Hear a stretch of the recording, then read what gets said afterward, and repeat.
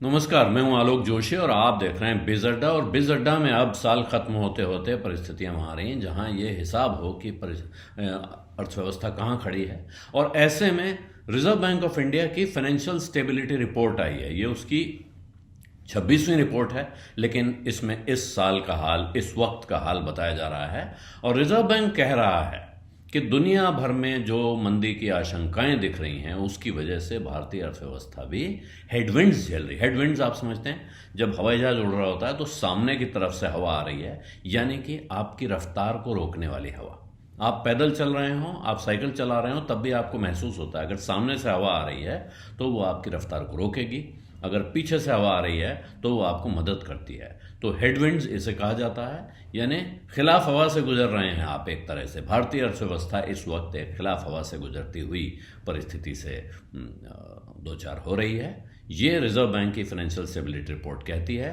हालांकि इसके साथ उसमें कई अच्छी बातें भी हैं। उस रिपोर्ट में सिर्फ इतना नहीं कहा गया है, उसमें यह भी कहा गया कि तमाम जो झटके लगे हैं एक के बाद एक तरह तरह के दुनिया भर की अर्थव्यवस्थाओं को, उसकी वजह से जो वित्तीय बाजार हैं भारत के, उनमें काफ़ी कहेंगे टाइट कंडीशन, यानी परेशानी से गुजरे हैं। और साथ में उतार चढ़ाव बहुत तेज़ हुआ है फाइनेंशियल बाज़ारों में। लेकिन इसके साथ वो कह रहे हैं, जो उनकी कमेटी होती है, इनकी फाइनेंशियल स्टेबिलिटी की एक सब कमेटी होती है, उसका ये असेसमेंट होता है जो फाइनेंशियल स्टेबिलिटी रिपोर्ट में निकल के आता है। और वो कह रहे हैं इस वक्त भारत इतनी जो खराब परिस्थिति से गुजर रहा है, यानी जो स्ट्रॉन्ग हेडविंड झेल रहा है, दुनिया भर से आती हुई हवाएं उसकी रफ्तार रोक रही हैं, इसके बावजूद भारत की जो मैक्रो इकोनॉमिक स्थितियां हैं, यानी जो अर्थव्यवस्था के फंडामेंटल्स हैं वो मजबूत हैं। और फाइनेंशियल और नॉन फाइनेंशियल सेक्टर दोनों में दिख रहा है कि वो सेहतमंद हैं, हेल्दी हैं। और उनकी बैलेंस शीट्स जो हैं वो एक हमारी आर्थिक तंत्र को एक तरह की मजबूती प्रदान कर रहे हैं। और इसलिए खास चिंता की बात यह नहीं दिख रही है। साथ में बैंक से कर्ज की डिमांड बढ़ रही है और इन्वेस्टमेंट साइकिल में रिवाइवल, यानी कि कंपनियां अपने नए प्लांट और मशीनरी में पैसा लगाएं, इसके शुरुआती संकेत दिख रहे हैं। और इसकी वजह यह है कि बैंकों में एसेट क्वालिटी सुधरी है, एनपीए कम हुआ है। जो gross non performing asset ratio था शेड्यूल कमर्शियल बैंक्स का, वो 7 साल में सबसे नीचे पहुंच गया है, 5% पर है। और नेट जो है वो 10 साल में सबसे नीचे है।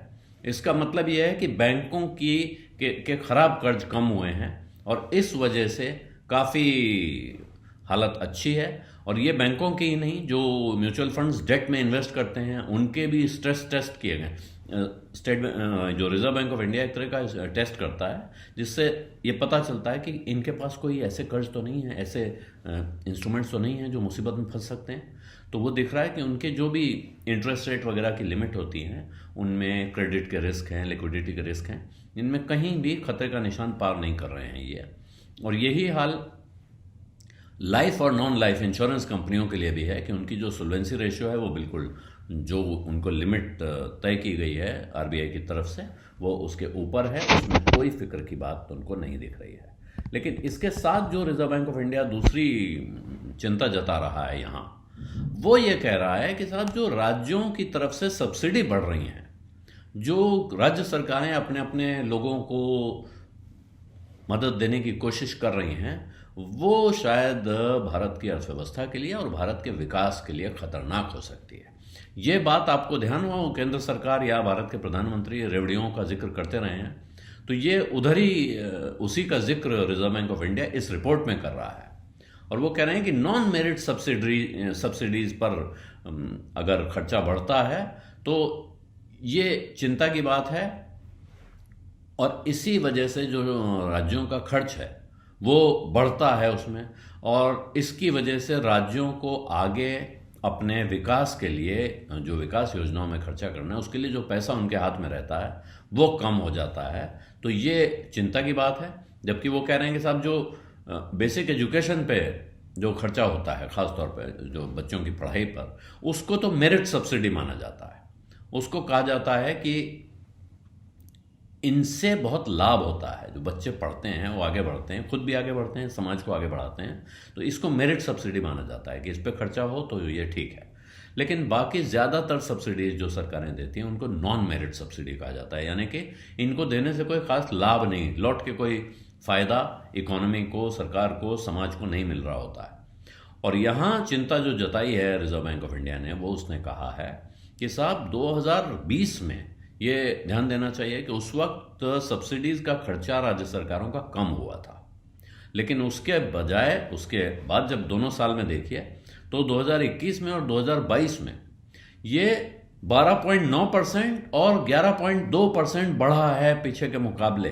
तो ये चिंता की बात है। और इसी वजह से उनका जो टोटल खर्चा है, जो सरकार खर्च करती है, रेवेन्यू एक्सपेंडिचर जिसको कहा जाता है, उसमें सब्सिडीज का हिस्सा भी 7.8%, 7.8% था 2019-20 में, वो 2021-22 में बढ़कर 8.2% हो गया है।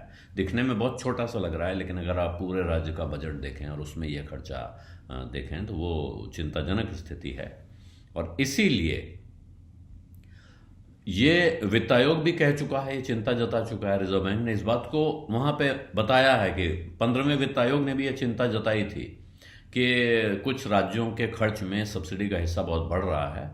और यही वजह है कि जो बाकी जगहों से जो फ़ायदा इकोनॉमी को मिलने के आसार दिख रहे हैं वो इससे कमज़ोर पड़ता है। और इसीलिए रिजर्व बैंक एक तरह से चेतावनी दे रहा है इस पर कि इस पे आप काबू करें, इसको कंट्रोल करें, वरना ये किसी और के लिए नहीं, ये उन राज्यों के लिए ही चिंता का विषय बन सकती है।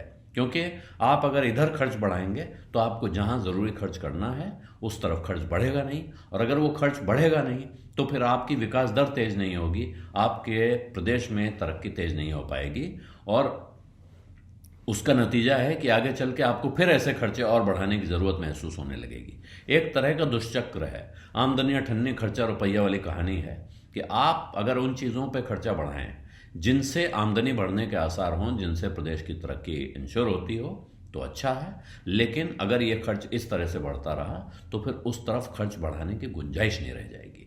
रिजर्व बैंक अपनी सबसे बड़ी जो इसमें चिंता जता रहा है वो ये है। विजडा में आज इतना ही है, विजा दीजिए, धन्यवाद, नमस्कार।